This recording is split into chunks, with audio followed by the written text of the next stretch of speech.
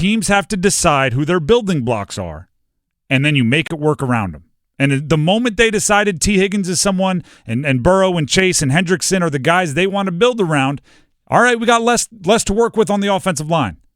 We still got to make it work, but we know what we're building around. The Panthers need to figure out if Jaycee Horn is a building block or not. They need to figure out if he is a cornerstone or not. And I'm being told we have some audio of Dan Morgan, the Panthers GM, talking about Jaycee Horn. Brant's talking to his representatives. They're talking. Things are moving along. So hopefully we get something done there sooner than later. That was during the Combine, end of last week, talking about Jaycee Horn. Joe Person from The Athletic put out an article of things he heard at the Combine, and in part it read, you can check it out at The Athletic, contract talks between the Panthers and Jaycee Horn are continuing, with both sides interested in getting a deal done. Coming off his first Pro Bowl, Horn is believed to be looking for a contract in line with some of the highest paid corners in the league, with an average annual value of $20 million or more. That from Joe Person of The Athletic. Now, this is what I'm talking about. Like, why do we call good players, really good players, cornerstones or building blocks? It's because you build your roster around them. You make other decisions based on what their contract is, right? The years where they have their biggest cap hit are the years where you need to finagle other contracts to not be on the cap. And vice versa, right? If you can, spread out their signing bonus and save cap this year, you need to make sure everybody is front-loaded. You build around them. Jaycee Horn needs to have a new contract or not, right? Because you can say he is a building block, or you can say he's injured too much to be a cornerstone. He needs a new contract or not, in my mind, by the new league year. If you're wondering when that is, it's in 11 days. The legal tampering period where teams can start talking with free agents, but you can't officially sign, but you can agree to, about 9 days. Because if you're building around a $20 million a year contract for Jaycee Horn, even if it doesn't go into effect till after his rookie deal, you need to know, and you need to have it signed, and you need to know the structure. How much money do you have to spend in free agency? How much money can you add to the books in 2027? How much signing bonus can you have for other players? Who do you draft? Who do you target in trades? Who do you pay in free agency? And how do you structure all of those deals? I can tell you this right now. They're already planning, I hope they are, for a potential massive hit on the books 3 years from now.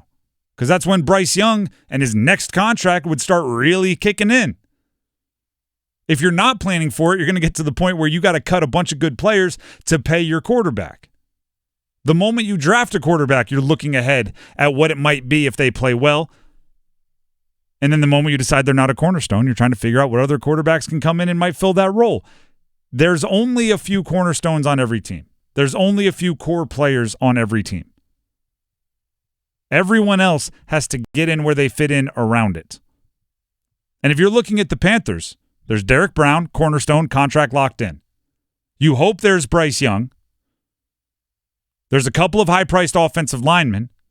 We'll go with the two guards, obviously. Taylor Moton probably was 5 years ago a cornerstone, but at his age, you don't know how long you have to build around him. Maybe Ike Ekwonu. And I think the next most likely, and I'm not even saying in order, next most likely on defense is Jaycee Horn. He played really, really well this year and stayed healthy for the most part. You need to know if $20 million a year is not a small amount of money. You have to know when you need to eat that against the cap and when you're going to kick it into the future. Especially for a building team like the Panthers that have a bunch of issues across the way. Who do you draft in the second round? Is a very simple question. First round, I think it's looking more and more like an edge rusher, right? Because the wide receivers just don't seem to be near top 10 value, and there seems to be a bunch of edge rushers that will. So more and more, it's looking like the best defensive front seven player available. You take him at number 8 if you're not trading back. Who do you take in the second round? That becomes fascinating to me. If you have a bunch of money to spend, against the cap, position becomes less important. A bunch of things become less important. If you don't have much money against the cap, you almost have to draft a position that gets paid a ton, because then the rookie contract is a bigger steal. Right? If you draft an off-ball linebacker in the second round, that rookie contract might be, 40% of what a top-end off-ball linebacker makes. If you draft an edge rusher in the second round, it might be 20% of what a top-line edge rusher makes. And you're finding value in the margins. So all this talk about Jaycee Horn, they're still in talks. Oh, we're still working. You're moving towards. We both want it to happen. All of that is well and good until you get to a point where it's like, well, actually, we need to know how much we can offer them. So we need to finish this. You're our priority, but that doesn't mean you're our only priority. You may be our top priority, but you're not our only priority. I think that they likely need not only Jaycee Horn, but they also probably need to bring in another corner. And they need to bring in for sure, probably 2 safeties. 100%. And they need to bring in addition to the draft, 2 or 3 edge rushers. Yep. And interior defensive linemen. And that's not even going to the offensive side of the ball yet. Yep. So with the knowledge that all of that has to be taken care of, starting with the new league year, you kind of need to knock down the first big domino. So I'm not saying it's a problem that it's not done yet. I'm saying that if we get 2-3 days into the new league year and the Jaycee Horn deal isn't met, isn't done, isn't signed, sealed, delivered, that's when I'll start to get a little worried. That's when I'll start, and I'm worried might not be the right term. Mad might be the term. That's when I'll start to get frustrated, which often comes out in me yelling into a microphone. That's how you know I'm mad, when I'm screaming. It's not the most difficult thing to track. Oh, that's it? That's it.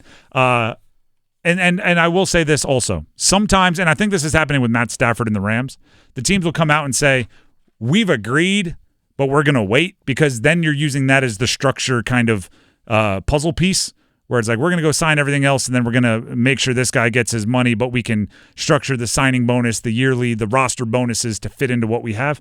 That could also happen, but then I think that'll come out. It'll be like, yeah, they've agreed that Jaycee Horn's going to get paid, but we have to go figure out how we want to structure it based on everything else. So you said Joe Person of the Athletic said somewhere around $20 million a year, correct? Is that what you said? Horn is believed to be looking for a contract in line with some of the highest paid corners in the league, with an average annual value of $20 million or more. That is directly from his article on The Athletic. Okay, so Patrick Surtain II picked one spot after Jaycee Horn, just won NFL Defensive Player of the Year, is making $24 million. Jalen Ramsey's making $24.1. Jair Alexander, $21 million a year with the Packers. A.J. Terrell, $20.25 million with the Falcons. Denzel Ward with Cleveland, $20.1 million. Those are the guys all making 20 or above on average annual value.